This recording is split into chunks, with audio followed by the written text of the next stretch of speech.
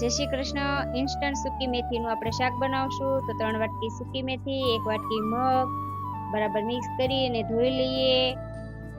પાણી એડ કરી મીઠું એડ કરી દઈએ. તો 5 થી 6 સીટી બોલાવી લેશું. આ શાક બિલકુલ કડવું નહીં થાય અને એકદમ ફટાફટ બની જશે. તો 5 થી 6 સીટી થઈ ગઈ છે. તો આપણે મેથી અને મગ સરસ કૂક થઈ ગયા છે. હવે એક પેનમાં તેલ લઈએ. રાઈ, જીરું, મીઠા લીમડાના પાન, લસણના ટુકડા, કાંદાના ટુકડા 2 મિનિટ માટે તળવા દેશું. હિંગ, હળદર, ધાણા જીરું, લાલ મરચું પાવડર બરાબર મિક્સ કરી લઈએ. હવે છાશ એડ કરીએ. આ શાક આપણે છાશમાં બનાવશું. મીઠું એડ કરીએ. ગોળ એડ કરશું.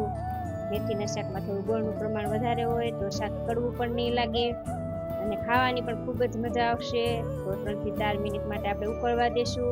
તો આપણું મેથી દાણાનું શાક તૈયાર છે. બાજરીના રોટલા